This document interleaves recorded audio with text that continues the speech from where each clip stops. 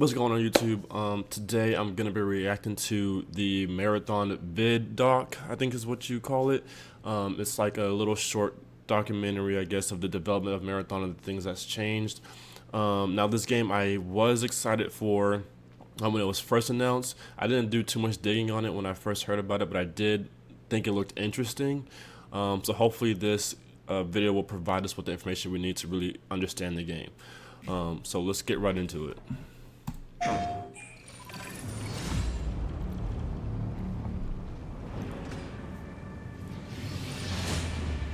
Players want more challenge. The whole point of an extraction shooter is that you're challenged to even survive in this world. Right. We heard loud and clear from the alpha, the world didn't feel dangerous. The world didn't feel lived in. Okay.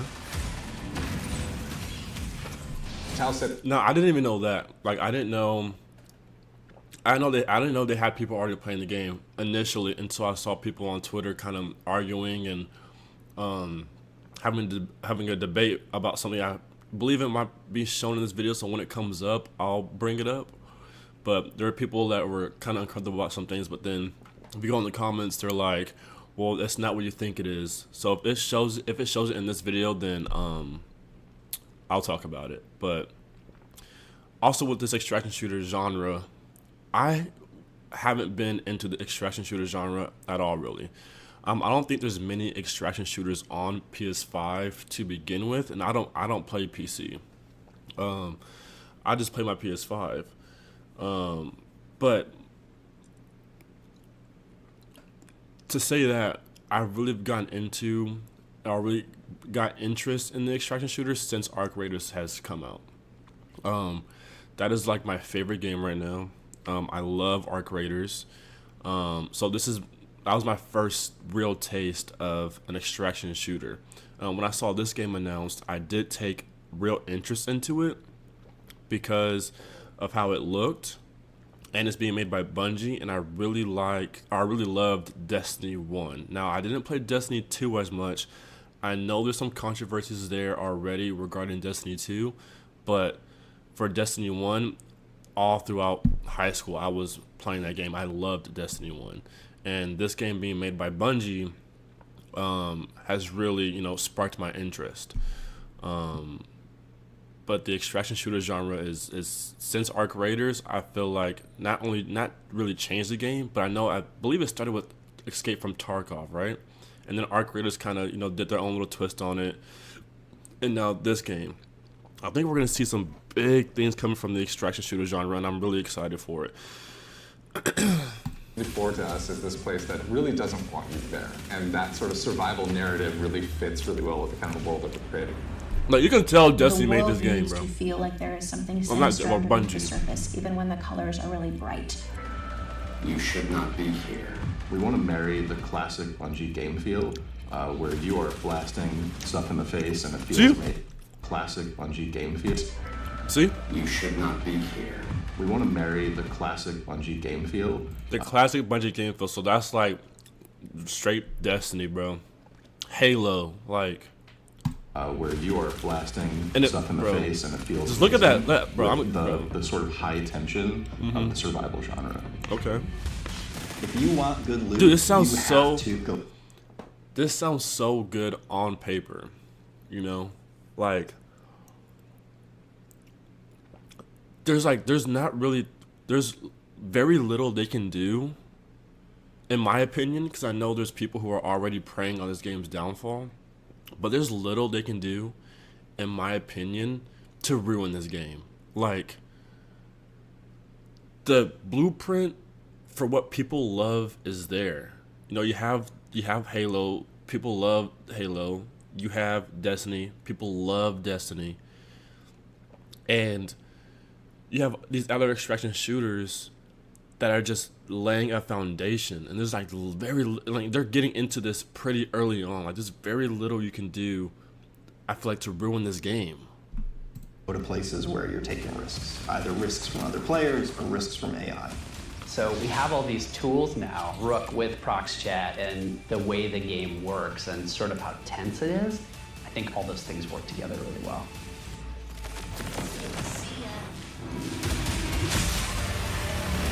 We have another rook. Oh, stop that. No. Sorry.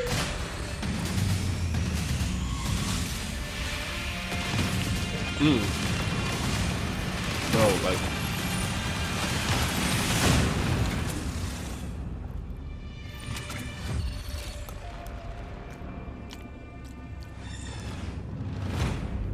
The Marathon ship is essentially a ship that we sent out from Earth, an Earth that was overpopulated, to explore and colonize a star far away that we call Tau Ceti. Okay. In a lot of ways, it's like the tale of humanity trying to go out into the dark void of space, find a place to colonize, and failing terribly at it. Everyone's gone, something catastrophic happened, and it's not just their absence that's important, it's the things that they left behind. The modern race to Tau Ceti all started when a mysterious signal came through the galaxy. The turmoil that sort of ensues gives rise to all these corporations that were invested in this Marathon project, now going, what happened? How do we recoup our investment? And then layered on top of that is the greed and corruption of all of the different factions and corporations and revolutionary groups. In our version of the world, we send people out not just to discover what happened, but also to collect from the things that remain there, and those people are runners. Okay, so runners, okay. I'm interested to see how they're gonna do the inventory system.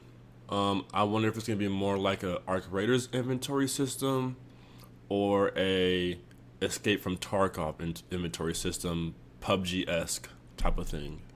As a runner, you're a biocybernetic mercenary who's traded their human body for a biosynthetic one. You're not an unkillable godslayer. You are a mercenary, a disposable mercenary. You will live, you will die. They are not people. You are the person. You go into that shell and adopt the personality matrix that is specifically designed to help you do the thing that you need to do. And you've been hired by these... Now I saw people... is specifically designed to help you do the thing that you need. I saw people upset that they added a invisibility cloaking type of thing in a game where you go in and it's not just PvE, right? It's PvP as well. And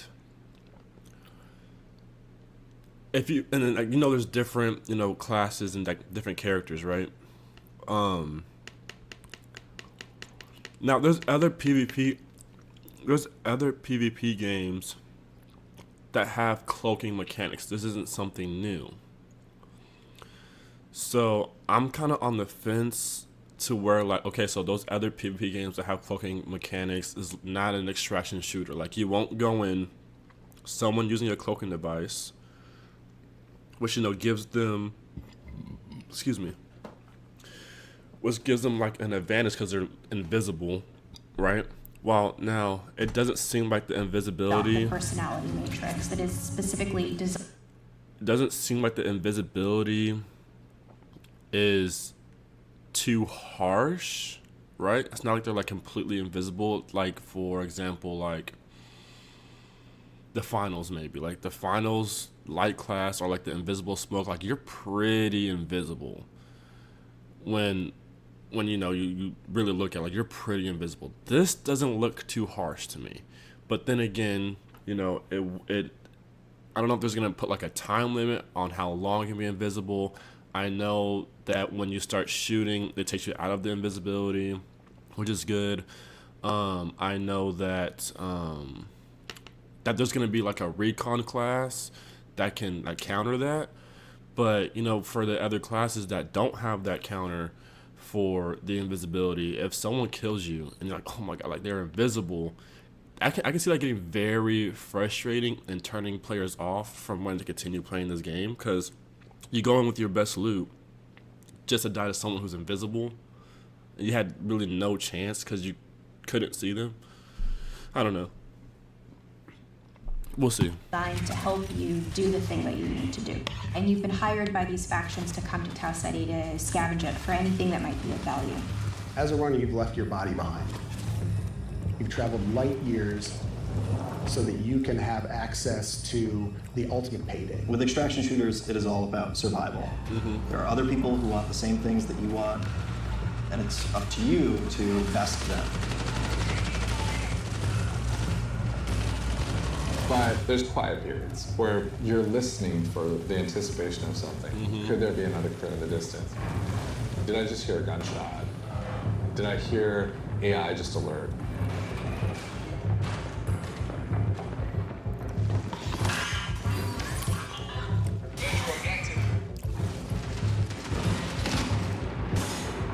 And then there's the loud, bombastic action moments where the minute something is alerted, the minute you're in that fight, now it's go time. Players particularly pose a lot of danger to you.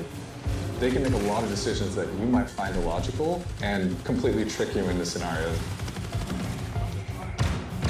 Sometimes the best loot box is... Okay.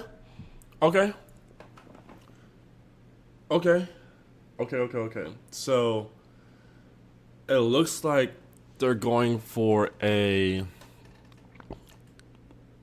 Okay, so it looks like they're going for a more like PUBG Escape from Tarkov situation where the guns are going to take up significantly more space in your inventory.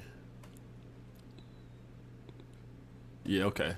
I like the art style that this game is going for. Like, I like the way this game looks. Me personally, right? Everyone has their own opinions. But I like the way this game looks. It's not bad in my opinion. I think I like it. It reminds me of like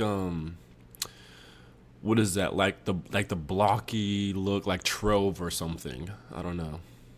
Like the blocky like squares. So there's a few different ways you can play the game. So one of them is you can play in group, both with your friends and also. Wait, what do you call it? So it looks like they're doing trios as well. Like, I wonder if that's the max, like solo, duos, and trios. Looks like a lot of games are opting in for trios instead of quads, which is interesting to me. They pose a lot of danger to you. They can make a lot of decisions that you might find illogical and completely trick you into scenarios.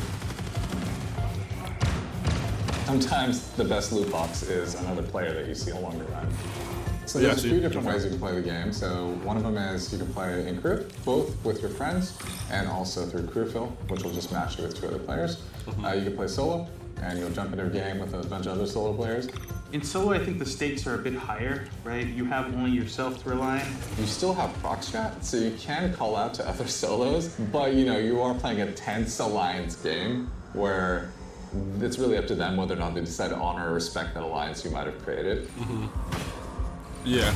It's all about figuring out what's your investment, Yeah, that's one thing that people were like not happy about with, I guess, Arc Raiders, is a lot of people just wanted to be more friendly than hostile, which, I mean, I feel like, as time progresses, as the game goes on, people are either going to go in either direction. Either the game's community is going to be more friendly, or the game's community is going to be more hostile, right? Or there's going to be a healthy balance. I think in Arc Raiders, personally, that there is a good balance between the people who are friendly and the people who are like more aggressive, right? And I also heard that they implemented this thing where the more aggressive players get matched up in more aggressive lobbies, right? So I feel like they take your playstyle into consideration. I don't know how this game is going to handle that, but I'm pretty sure that's what I heard about Arc Raiders. And sorry to keep bringing up, sorry to keep bringing up Arc Raiders when I'm reacting to this video, but it's just my first extraction shooter that I fell in love with instantly. That's the only thing I can really go by when taking my opinion on extraction shooters, is like what I see in Arc Raiders and what I like in Arc Raiders, right? I haven't played Escape from Tarkov or any other extraction shooter that may be out there. Arc Raiders is my really only one I've put time in. your stake, when to get in, when to get out, and when to kill the other guy. Being good at Marathon is like playing poker with guns. Playing poker with guns. One of the things we've really focused on is making sure the environments are selling the tone we want to hit with the game. We've brought a little bit of groundedness, a little bit of grit, a little bit of darkness, a little bit of that mood that kind of is necessary for an extraction shooter to feel dangerous. Our biggest goal has always been player immersion. We're trying to keep everything as believable and realistic as possible. So we cranked up all the material responses, feel accurate, feel realistic. You know, you'll get gloss, you'll get crud and mud. And no one of those things is all that sexy, but when you layer in just a little bit more, you know, responsive to light, a little bit more responsive to the player, things will park, water will cool. Footsteps. Layer in all these different things, the world becomes much more alive. It feels like a real place. And when you're feeling like a real place and you feel in danger, now your run matters.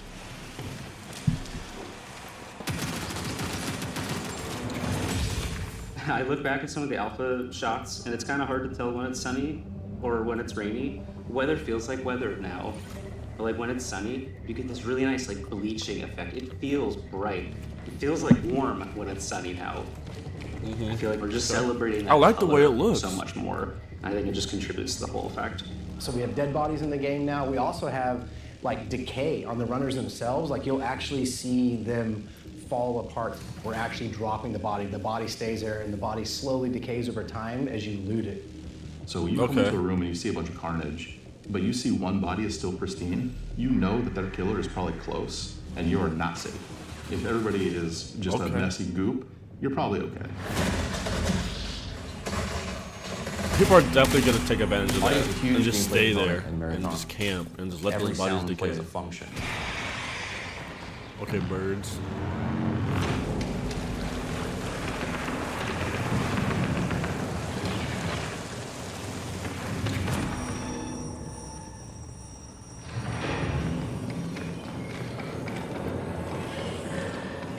Footsteps tell players everything. It's telling you what is the type of threat that's around you, where are they at, are they above you, are they far away, are they close by? So if I'm in bioresearch and I hear a particular material type, I know, hey, they're on the second floor and they're in this room. Our hero is the world. So we're constantly trying to figure out where can music help reinforce what is the vibe and intent of this place. There was the discussion about the interaction between score and sound design. And I wanted to create a score that wasn't just like full of instruments you've heard before. The job was, how can I make what I'm seeing, this race to survival, even more nervous and even more terrifying or even more thrilling?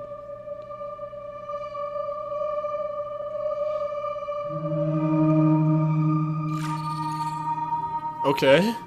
We have 4 zones, and each one of those zones has its own sort of approach to kind of level design and what it I love asks sound and players to music kind of think and about and do. They're gonna start with perimeter. Music is so important with these things. Like depending on like what you're going for, music is so important with these things, man. And I love that. You're kind of on the outskirts of the colony. It's a little more spread out. You got a little bit more areas to be safe and to sneak around, but it's also a little more straightforward. It really brings this sense of scale. It sits like in our fantasy as expansion site for the colony on the very edges of where they had settled on Tau Ceti. UESC are also there trying to understand what has happened and secure the area. Death is a part of Marathon. It happens a lot, even on perimeter, which we talk about as a more friendly zone to new runners. You are still gonna die a lot. Attention, unauthorized runner. You are trespassing in a military security zone.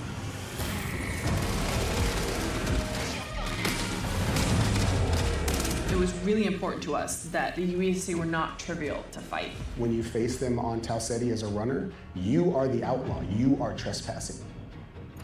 They have a little bit of this haunted tone. So you can see they have this floating locomotion, they get these sparks, they have these sigils over their faces. Sometimes their behavior feels almost like they're possessed a little bit, like are they taking in commands from a remote AI?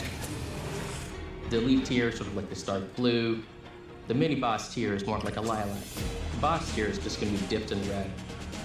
They have these tendrils that latch out and leech onto you and start sucking away at your consciousness.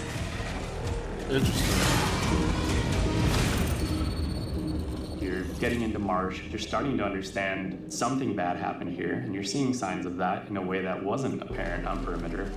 On Dire Marsh, we've got the anomaly, and it's this strange alien entity that has erupted up out of the ground. You're really feeling signs that this is more of an epicenter of where things went wrong on this colony. It's got a different style of gameplay. It's more like a central complex that is rich with overlapping areas and regions that you can find yourself kind of bleeding from one encounter to another. It's a great map to go in when you just want some action, and you're gonna need somewhere to farm.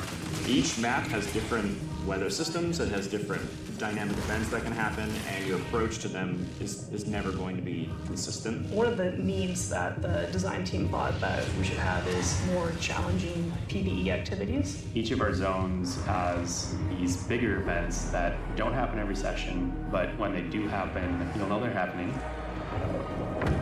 Okay. Building these types of events into the world shake up your run and make you decide, like, what do you want to risk? Then you get to Outpost. An Outpost is a more functional, thriving UESC facility. There's scan drones flying overhead, the UESC's everywhere, there's tripwires, there's a weather hazards. It's a lot of stuff you're up against from the get-go. Outpost is a smaller map, but it's also a lot more vertical. It's built around a specific building that we call the pinwheel. Good amount of maps, It's just man. this meat grinder of a structure that's like a corkscrewed building that has nooks and crannies and hallways, and it just becomes a real cluster when you're in there fighting.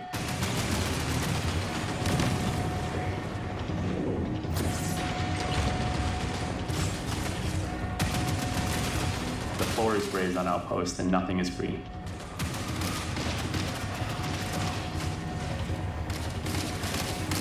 The pinwheel hosts some of the best loot opportunities. But it's noisy, players are going to know you're doing it, so there's extra risks.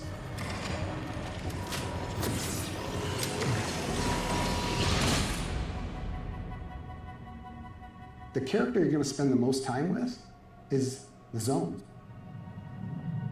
Understanding each personality of every zone. That's the storytelling every player gets. Every time you're on the planet, you can look up and see this ship floating and looming in the skybox, reminding you of why this place even exists, but also reminding you that something up happened here, and you got to figure out what it was.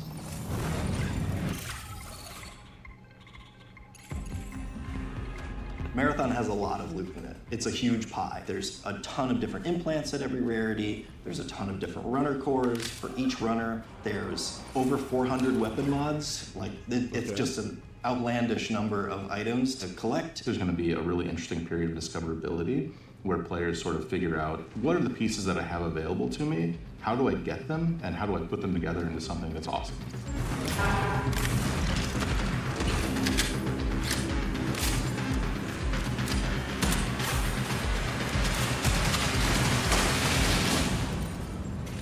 You can go through and look at how many iconic weapons have come from Bungie. And it's something that we really want to hold up and make sure that we're matching that legacy. Visually, they're all really, really distinct and clearly Marathon, but we wanted animation-wise a majority of them to feel recognizable. So when you put them in your hands, you knew how to use them. The mods will basically allow you to increase certain stats on the guns, that battery SMG. The gold mod, full-blown, turns it into the needlet. The sidearm is a gun that is effective in close quarters, but maybe not too much outside of that.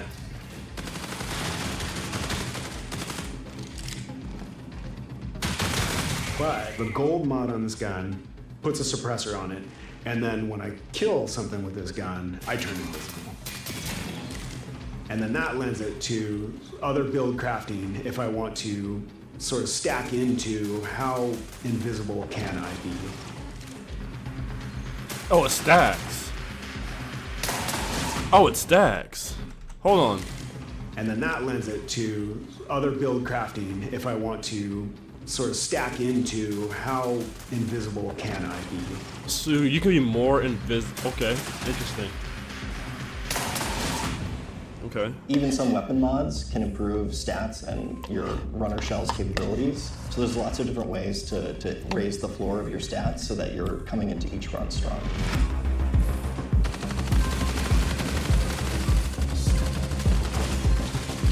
Now, is there like some kind of skill tree, or is it all like mod based? Oh, that's pretty cool. Healing like that. Okay, I like that. Runner A shells lot of. are I thought this was gonna be a. body that you inhabit when you go down to Tau Ceti. I thought it was gonna be like not a well, like a high skill ceiling for this game. Like, there's gonna be some good opportunities to show like your skill and outplay other players. Runner shells are a bioprinted body that you inhabit when you go down to Tau Ceti to scavenge the ruins of the Lost Colony. Each of our launch shells is really an archetype. That's what it was. Game. This people were having an argument about this store section being on the top instead of being on the bottom of the the menu selection here. But apparently the store is not like a microtransaction store. So it's just like a store you go to buy things for your character, as in like mods or like stuff you'd get with in-game currency. However that looks in this game. So it's not a microtransaction store. Like, you're not, the first thing on the list isn't where you would go to like buy skins or something like that. It's just stuff for the game. So if you want to play like a frontline tank, if you want to play a rat character that wants to sneak around, if you want to find those rats, we have a shell for you.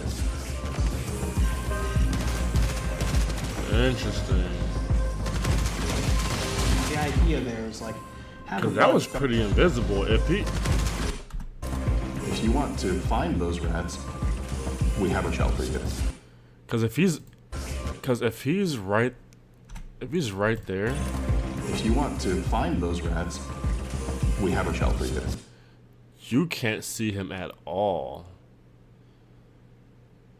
Like, I don't see any like dust being kicked up or like. Yeah, like there's literally nobody there. Because usually there might be like a little silhouette, like maybe like some reflective type of something that you can like barely see. Maybe you'll second guess, like, is there someone there? But like, yeah, they didn't become visible until like that. If you want to find those rats, we have a shell for you.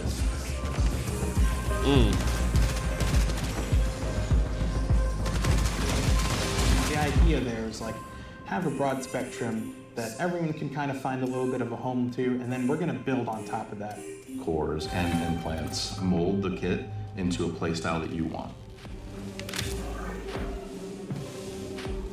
So examples of those are like, on Thief, I get a second grapple. On Destroyer, I pull out my Riot Barricade, and as it takes damage, it's actually converting that damage into shield back to me.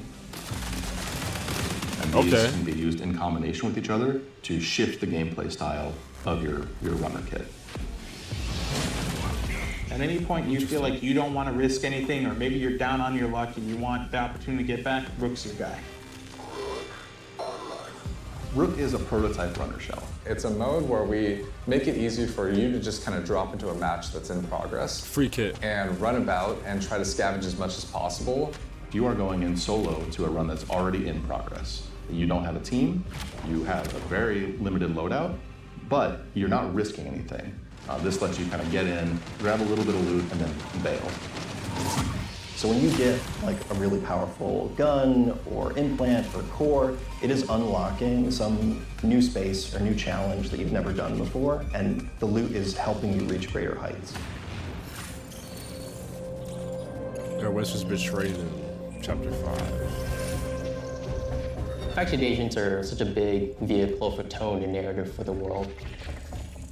Each faction has their own motivations, their own desires, the things they're going to ask you to do. We've got Traxxas, they're the most powerful corporation in human history. They have very long arms and very deep pockets to kind of get what they want. So they might ask you to go and find specific weapons or mods. Congratulations, runner.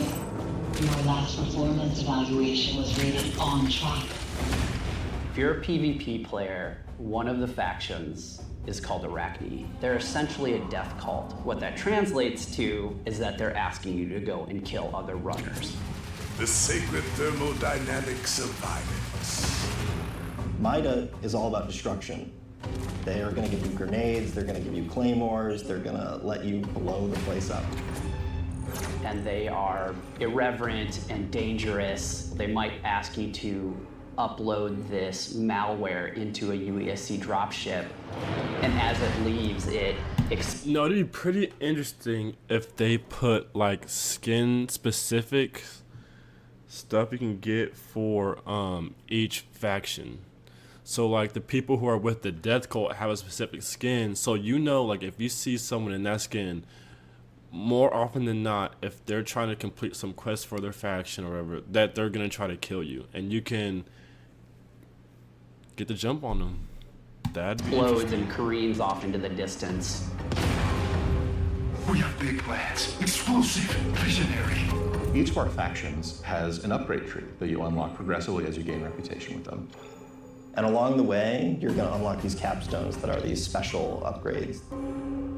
When you unlock that final capstone, you're gaining access to the best stuff in the market. You're getting gold items. In addition, these faction upgrades can increase your runner's base stats, and those base stat upgrades are permanent for the rest of the season. Okay.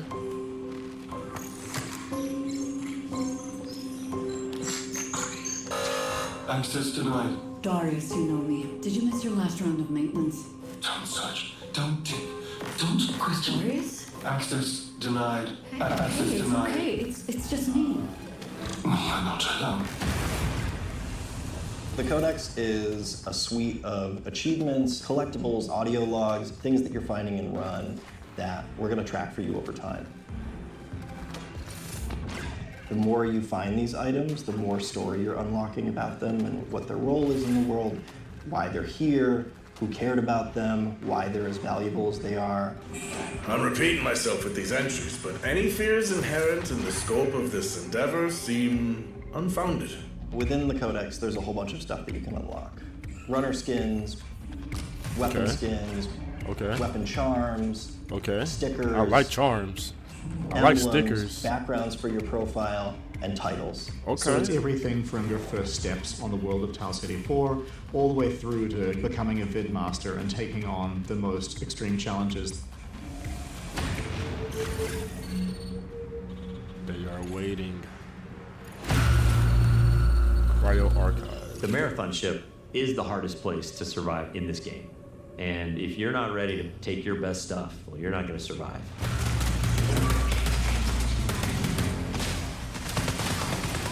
It's like a heist for a runner. Cryo Archive is big in and of itself, but it's also cold. It's also hostile. It's gonna test every aspect of the survival game. Probably gonna be forced to run into players in ways you haven't been on other maps.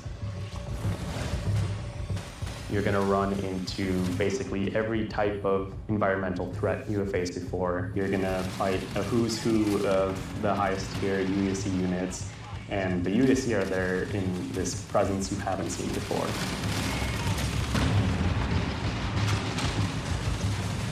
It's really cool because each of the vaults is more successively challenging than the next. And that 7th vault is where you both are going to get the coolest thing, but also where you're going to learn the most about what happened to this place. At some point in your journey in Cryo Archive, you might start wondering if the UESC are there to keep you out, or if they're actually there to keep something else in. Interesting. What the heck is that? Nice. Real gameplay? I think the thing that I'm Okay, we're getting hit most markers, excited though. about for Marathon is getting into the hands of our players. The biggest thing I want people to take away from Marathon is that it still feels amazing. It still feels like it has that spark. It takes all the aspects that I think Bungie is really good at. First-person feel and gunplay, the super deep, crazy sci-fi lore, and it mixes up all those things together in a really amazing PvP package. Really comes down to every single discipline that's working on the game. The animation has to be good, the sound has to be good, everything has to be working in harmony. That's when the controller fades away, the screen fades away, you're just immersed in the world. That is what we're trying to live up to with Marathon. It is a mad dash. I'm not going to front about that. It's a mad dash to the finish, but that's when you got to put in the elbow grease and the extra sweat and what it takes to get this done. Dude, what is this? What is it? 5 people in the extract.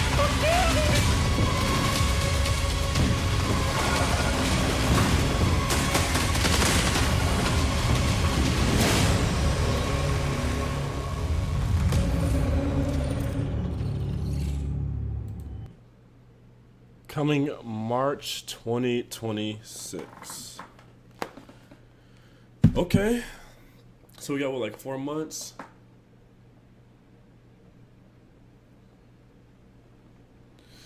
Coming March 2026. Okay. Now I don't know if I missed it or if I didn't catch it, but this said something about like I saw somewhere that they're gonna do like a play test or something.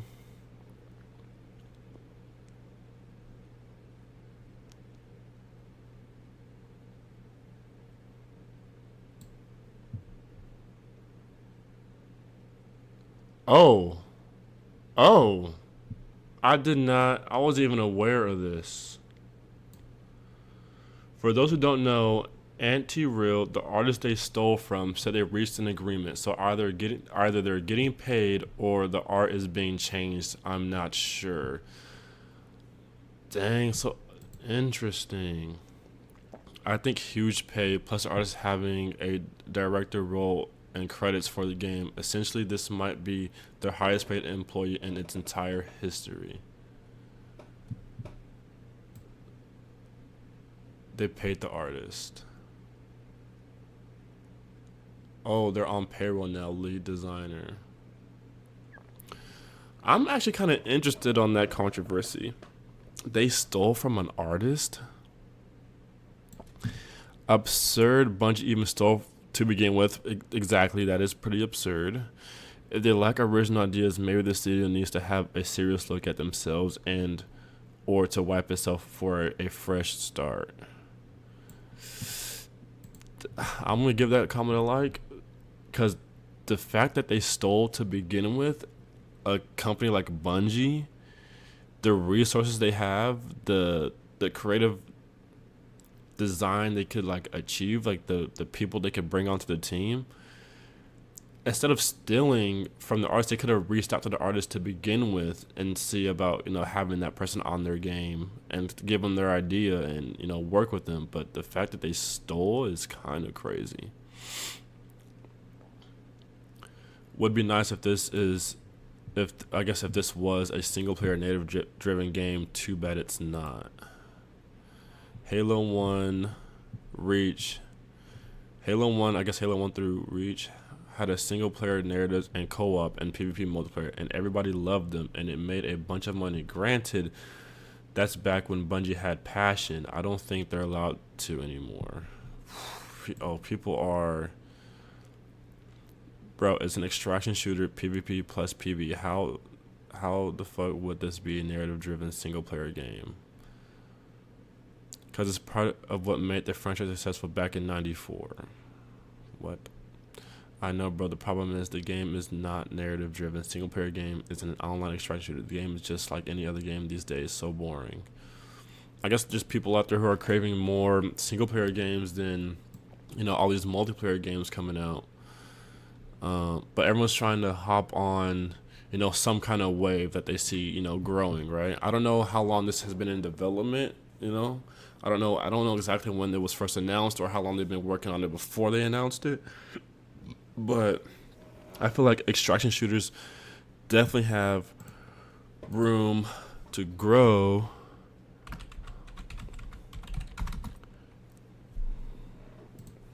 Like, how many extraction shooter games are there? So, extraction shooters are a popular video game genre where players enter a dangerous map, loot gear, complete objectives, and must then escape alive to keep their gains, risking losing everything if they die. Key titles include Escape from Tarkov, Hunt, Showdown, Vigor, Arc Raiders, and Helldivers 2, combining PvE, PvP survival, and tactical gameplay in high stakes sessions. Now, I did try Helldivers 2.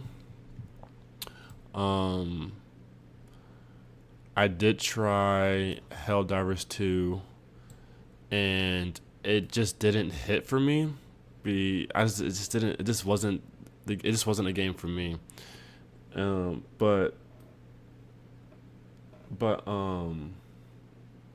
Arc Raiders really captured my attention. So I don't know, like, you know, how many extraction shooters really have been coming out, but, you know, Vigor, I know Vigor, I tried it. Vigor wasn't for me either. Now, I don't know about Hunt Showdown. I don't know about this game. Steam. 1349. 91% like this video game. Now, I think I might jump into like extraction shooters a little more, because it seems like there's a lot I don't know. I really didn't think that extraction shooters, there's, you know, as many as there were. Well, not Dead by Daylight. I don't think that's an extraction shooter, is it? I never played Dead by Daylight. I know Delta Force has an extraction mode and it's on it too, but I don't think it's that good. Well, you know, that's it for the Marathon Bungie ViDoc, you know, Visions of Marathon. I'm very excited for this game. I can't wait to try it, because I know they're doing like a server test or play test, like how Arc Raiders did before their release, before it came out. So I'm not gonna be as as gun-ho as I was for Arc Raiders, because Arc Raiders was announced. I instantly was like, oh yeah, this game, I know I'm gonna love this game, and I, you know, bought the big version and did the, you know, server slam and had a great time. This game, I'm gonna just try it out first. I'm not gonna do any pre-order or anything like that. It does look very interesting, but I don't want to buy a game that's gonna, you know, die off really quick, because this seems like a lot of people aren't very happy with, you know, the fact that they stole to begin with, and there's some controversies that I'm gonna look into, but, you know, that's besides the point. You know, other than that, I hope y'all enjoyed the video. You know, let's have a discussion in the comments. Let's see how y'all feel about this game, and, you know, I'll see y'all on Marathon when that little playtest comes out. Thanks for watching.